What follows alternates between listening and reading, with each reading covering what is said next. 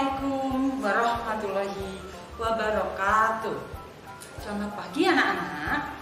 Apa kabarnya kalian hari ini? Semoga kalian semuanya dimanapun kalian berada, semua dalam keadaan sehat walafiat tanpa kurang suatu apapun. Walaupun sekarang kita masih ada dalam pandemi COVID-19, semoga dengan kalian belajar di rumah tidak menyurutkan semangat belajar kalian di rumah. Nah, anak-anak, marilah kita bersama-sama berdoa supaya wabah pandemi COVID-19 ini segera berakhir dan kalian dapat berjumpa dengan Bapak Ibu guru dan teman-teman yang sudah kalian rindukan. Nah, anak-anak, pada kesempatan kali ini Ibu akan mengajak kalian untuk belajar bersama tema 1, yaitu selamatkan makhluk hidup. Subtema 3 yaitu ayo selamatkan hewan dan tumbuhan pada pembelajaran 1, pembelajaran 2, dan pembelajaran 3. Are you ready? Pasti ready.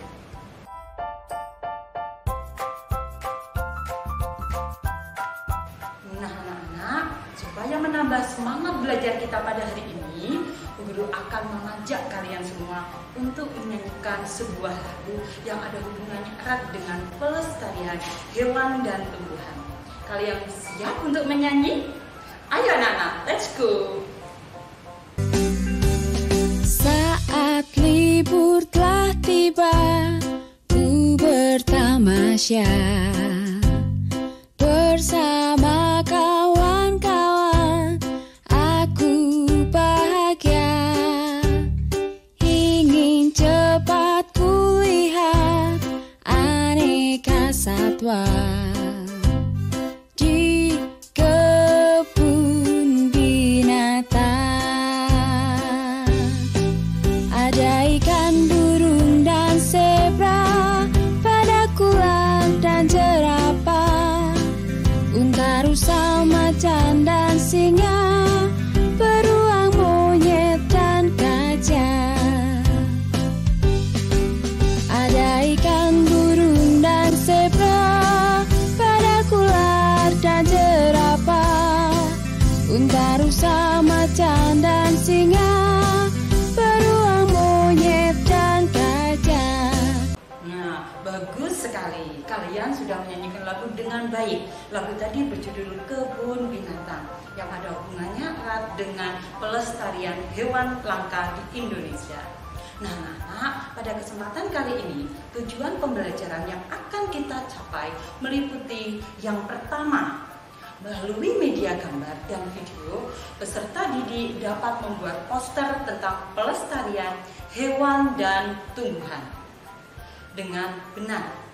Kemudian tujuan pembelajaran yang kedua yaitu melalui media gambar dan bacaan, peserta didik dapat membandingkan dua negara ASEAN dalam bidang politik melalui media diagram Venn dengan benar.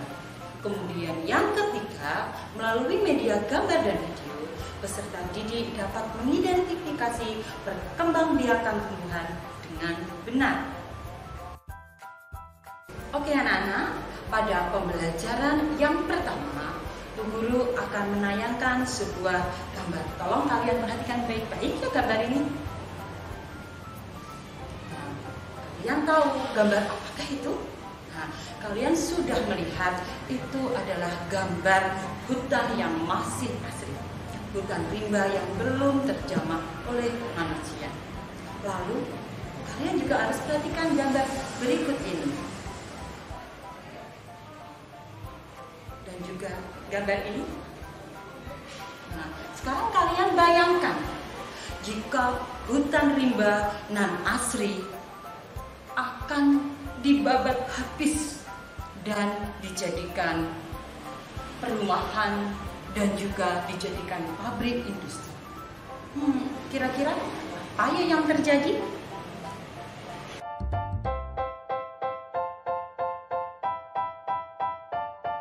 Nah, kemudian anak-anak, kira-kira apa yang terjadi jika hutan yang asri, yang rimba dibabat habis, digantikan fungsinya sebagai perumahan dan sebagai pabrik industri?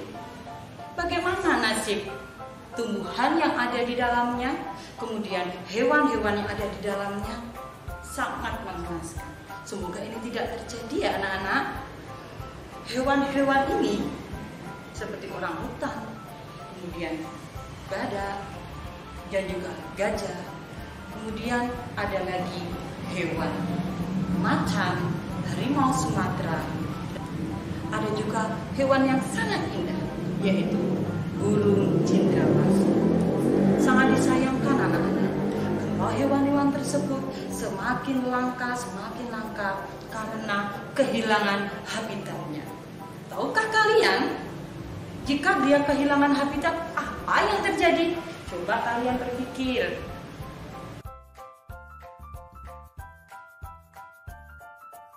Tahu jawabannya anak-anak? Pinter sekali, kalian memang luar biasa. Betul, lama-kelamaan hewan-hewan tersebut akan semakin langka. Dan yang paling tragisnya, mereka bisa punah tidak meninggalkan jejak. Maka dari itu, apa yang harus kita lakukan?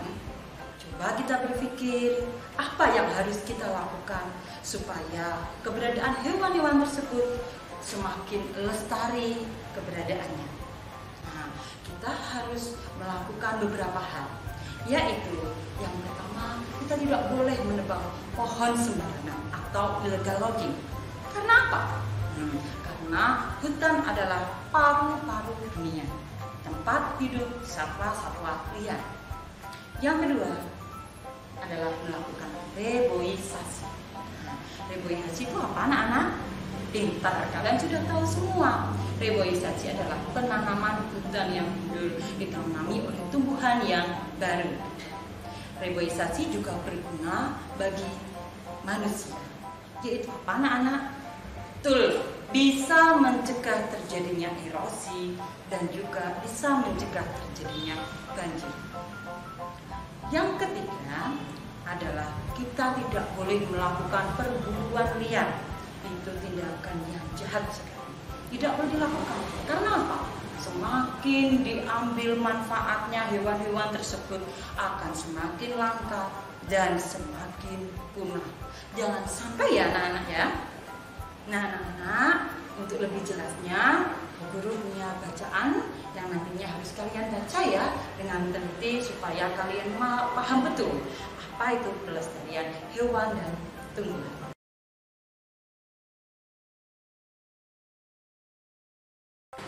Nah, setelah kalian membaca bacaan tadi, kalian dapat menyimpulkan isi bacaan tadi itu apa.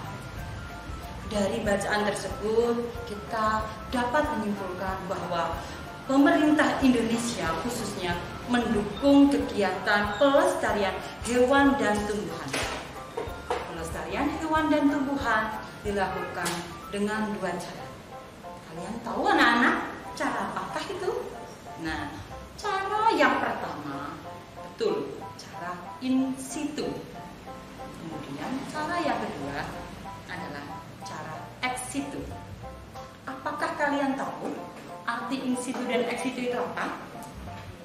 Nah, anak-anak, pelestarian in situ adalah bentuk pelestarian yang dilakukan oleh pemerintah di tempat asli tumbuhan dan hewan tersebut tinggal.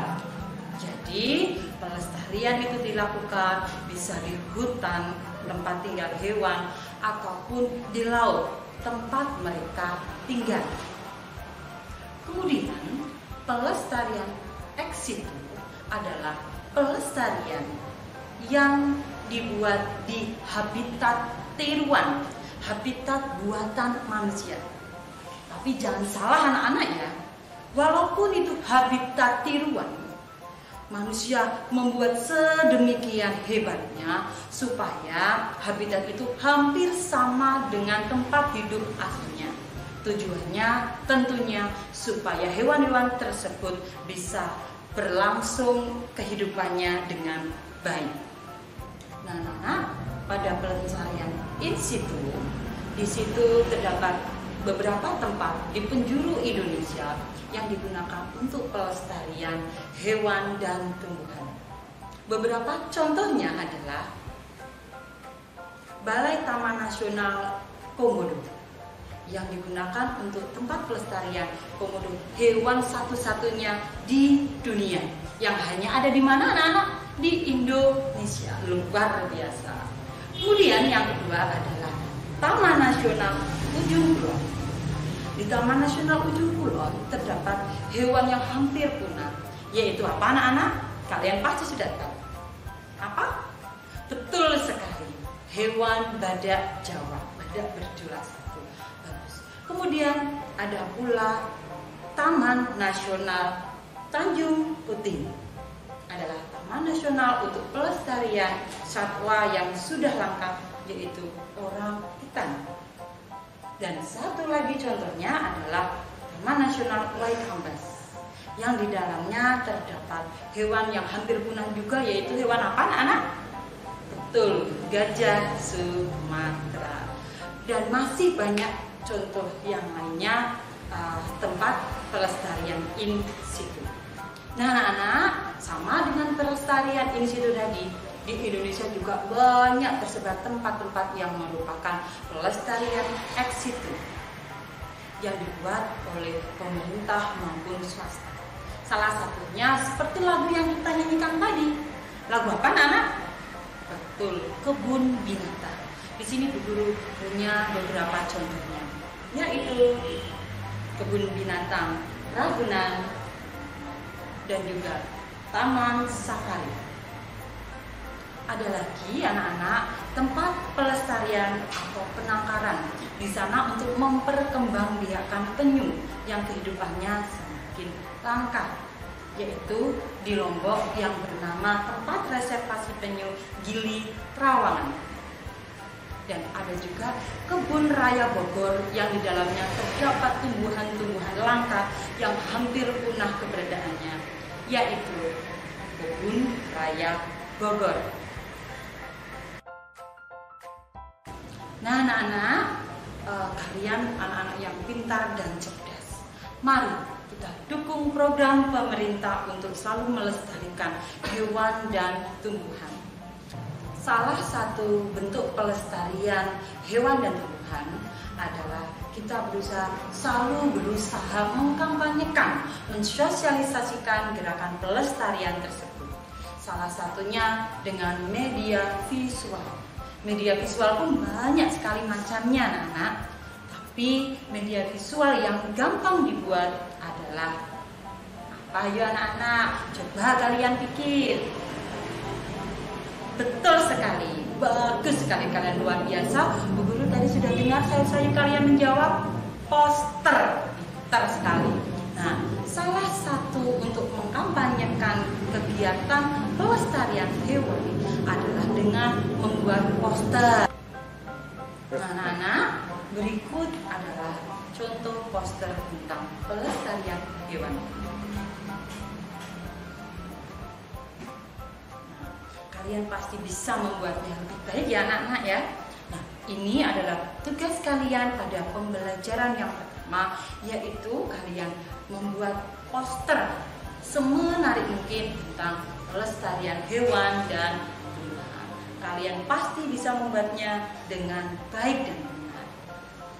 Nah, untuk lebih jelasnya, inilah tugas kalian pada pembelajaran 1.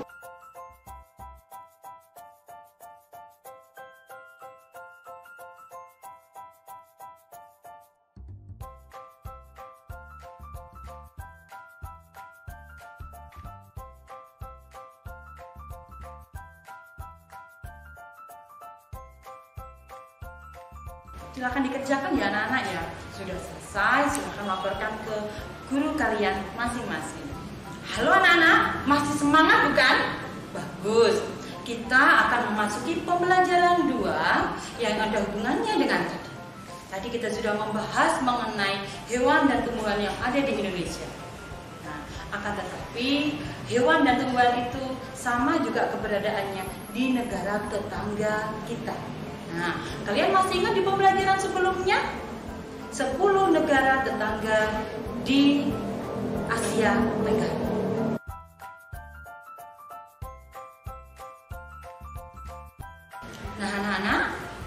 pembelajaran sebelumnya, kalian sudah membandingkan dua negara berdasarkan letak geografisnya, berdasarkan keadaan geografisnya. Pada pembelajaran kali ini, kalian akan Ibu ajak untuk membandingkan dua negara yang ada di ASEAN di bidang politiknya. Nah, anak-anak, tahukah kalian politik itu apa? Bidang politik ada hubungannya erat dengan sistem pemerintahan yang ada di negara tersebut. Maka dari itu, Bu Guru akan menayangkan bacaan mengenai sistem politik di dua negara yang ada di ASEAN, yaitu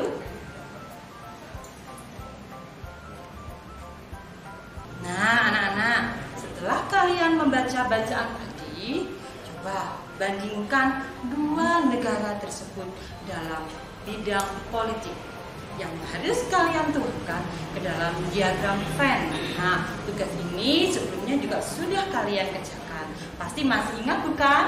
Nah, selamat mengerjakan anak-anak.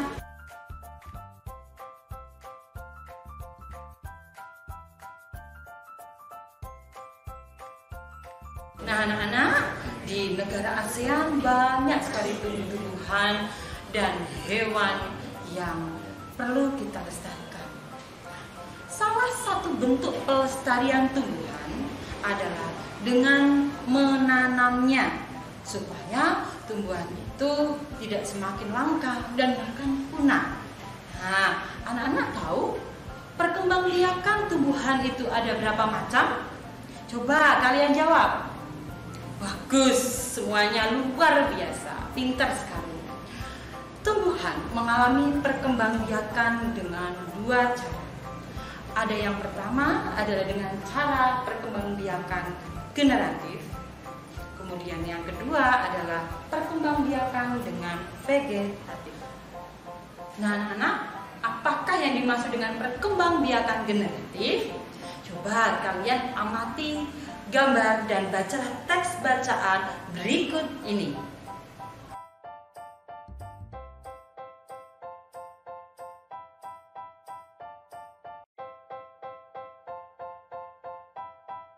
Nah, anak-anak, dengan gambar dan bacaan tadi, kalian pasti sudah tahu bentuk perkembangbiakan generatif. Dimulai dari apa, anak-anak? Betul sekali, dimulai dari proses penyerbukan yang ada di bunga. Proses penyerbukan adalah proses bertemunya kepala putih dengan serbuk sari yang nantinya akan menjadikan bakal buah dan bakal biji. Kalian pernah menanam bukan anak-anak? Nah, manfaatkanlah masa belajar di rumah kalian, gunakanlah untuk menanam supaya kegiatan kalian selalu produktif. Kalian tanam sayur, kangkung, ataupun sawi, ataupun tomat, dan lain sebagainya guna pemanfaatan pekarangan. Kalian mau tahu contohnya? Silahkan simak video dan foto berikut ini. Halo, ini adalah cerita nyata Bu Guru dengan anak di rumah semasa masa pandemi COVID-19 kemarin bulan Juni. Kami mengisi waktu luang untuk menanam sayuran dengan memanfaatkan limbah botol bekas untuk dijadikan pot. Nah, kegiatan ini merupakan contoh nyata dari proses perkembangbiakan secara generatif karena diawali dengan biji. Selain itu, dengan mengembangbiakan tumbuhan, artinya kita juga ikut melestarikan keberadaannya dan tentunya mencegah kepunahan. Salam sehat, cerdas, dan ceria. Semoga menginspirasi ya anak-anak. Sampai jumpa. Nah, anak-anakku masih semangat belajar bukan? Sekarang kita ada di materi terakhir, yaitu perkembangbiakan vegetatif tumbuhan. Nah, anak-anakku yang berbahagia, perkembangbiakan vegetatif tumbuhan terbagi menjadi dua macam.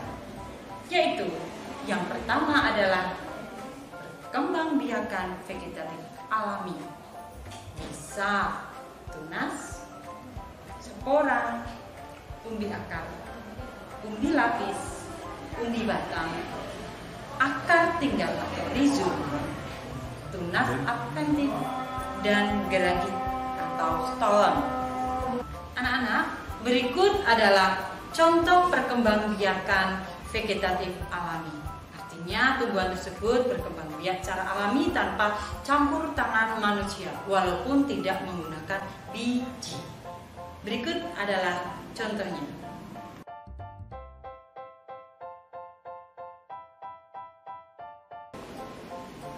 Perkembangbiakan vegetatif pada tumbuhan juga dapat dilakukan dengan vegetatif buatan.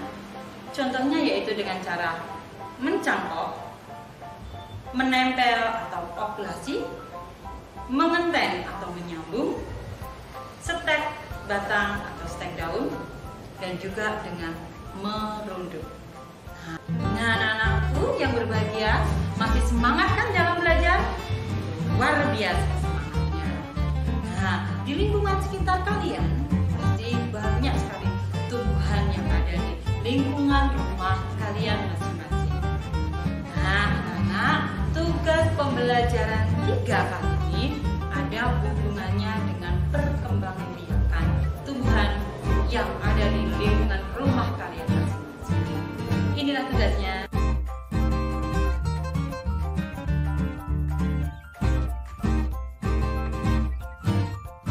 Oke, anak-anakku yang berbahagia, setelah kita mempelajari semua materi pada pagi hari ini, kita dapat mengambil kesimpulan. Tentunya banyak sekali pelajaran yang dapat kita ambil.